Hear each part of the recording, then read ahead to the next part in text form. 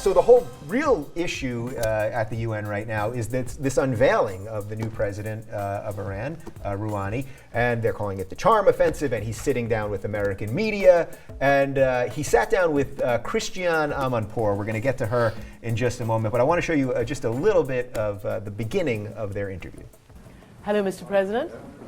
Nice to see you. Salam alaikum. Nice to see you again, exactly, please.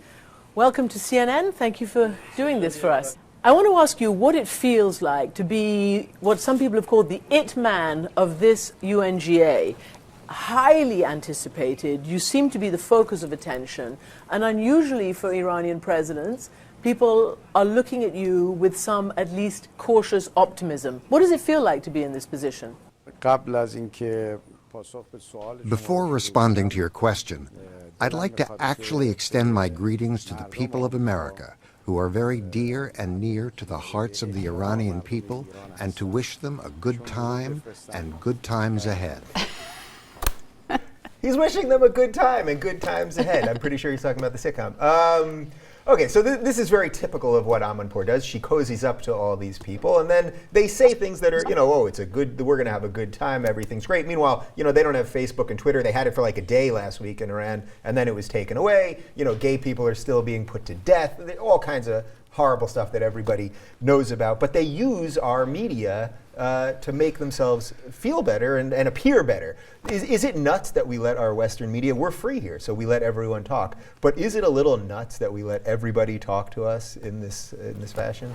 I mean, everyone, or I think she does a specifically good job at really like nudging that, like giving a under the table tug to all these people that she interviews. We're gonna get to that in just a second. I mean, it's literally like, I feel like she's sitting down. It should be like Entertainment News in the background. And she's like interviewing him on like the latest movie that he's put out. Like, you look great. You're doing a great job. How are the kids? You know, it's like, no, you're the man of the moment. Yeah, you're the man. You were great on that red carpet. Yeah, exactly. That's what it is, and that's why he has the liberty. He should feel comfortable being like, I'd like to just take a minute and just talk about, hey everyone, hope you're having a good time, looking good, kiss some babies, and it's like especially in this situation, it's just kind of narrowed down to a ridiculous state. Yeah, so, it's not even dealing with issues, like you're avoiding any serious. All right, well, before we bring that point really home, what do you think about them using the Western media? Because we do have free media here, so they should be allowed. It's a double-edged sword. Yeah. I think absolutely we should have it by all means. I'm really for rights and for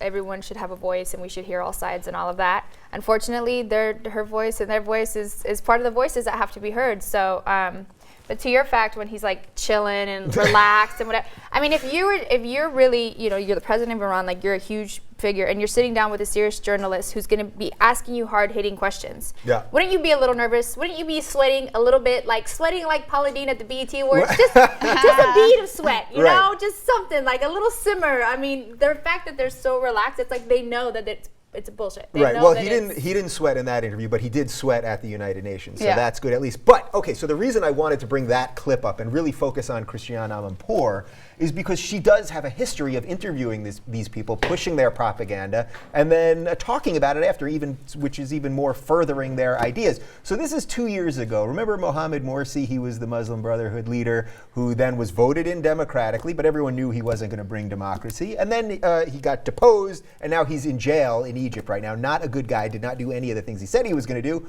but here she is interviewing him right before he was voted in.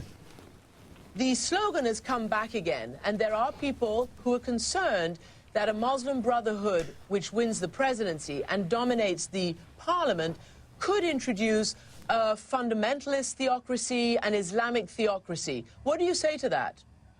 The Egyptian people are freely making their choice now, and they are the ones who chose the parliament.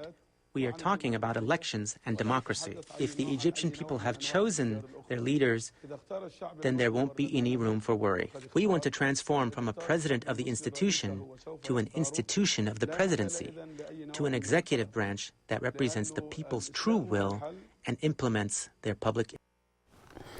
Okay, so there's literally not a word of truth there. The people's will, which then he defied for a year and made it democracy much worse and crack down on freedom of speech and all that stuff. And she just gives them a forum for this. Is this, I mean, we're going to talk a little more about the media later, but should we expect more from our media? You know, why doesn't she lose credibility after doing an interview like that? And then she does the Rouhani interview 2 years later and everyone thinks that's great and he's telling the truth.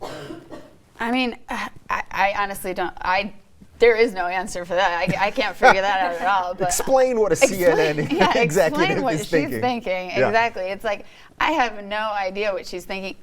To me, it seems like she's just not doing her job. Like, she's literally just saying, like, reading facts about the person and being like, well, I have no analytical standpoint from this at all. I'm just going to read these facts back to you and you just affirm what you think, you know?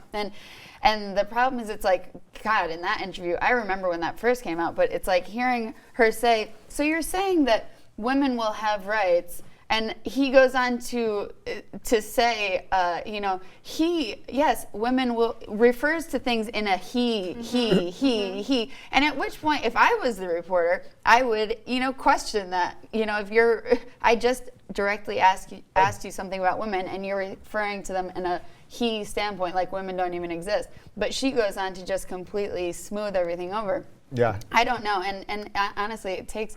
I generally like CNN. I think it takes away credibility, like you know, of this reporting quality, if you will. Sorry, totally CNN. agree. I mean, Take it away. I think she goes along with it because I think it's, you know, the opportunity to sit down with, you know, huge people, and I think, you know, these people are cool with sitting down with a journalist that they know is not gonna, you know, give them the hard time.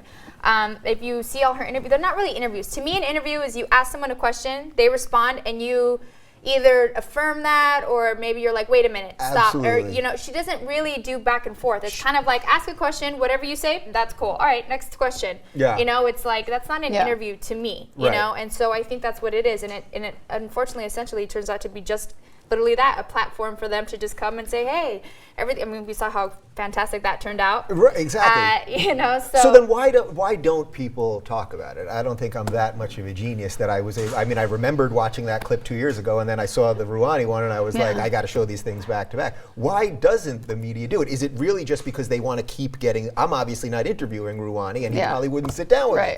But is it just because they just want to be liked? Well, it's like the White House Correspondents' Dinner, like you want to cozy up to the president, and you want to get the interview. I mean, you have to think, like, in a sense, you know, he's not sitting down with everyone. You know, he's sitting down with her, and it probably is, like you said, he feels comfortable. So maybe it's that they're providing you with the information that they're laying out on the table, and then you can take that and either take it at face value, or you could read in between the lines as do the smart people of this panel do, you know? I love how, if you watch the clip, which you can watch the whole thing on YouTube, she asks him again about the Holocaust, which of course Ahmadinejad had denied, and he says, well, I'm not a historian, which, like, and then she does exactly what you said, which is, instead of following up and saying, well, it's not about whether you're a historian, there are historical facts. It's like standing in the rain and being like, well, I'm not a meteorologist, but, you know, it's like, what the Right. Like, it's not that, like, are you really conceding that much by saying that the Holocaust happened? Like, is that much of a concession? Like, concede anything. Bad stuff can happen, and it can happen on both sides.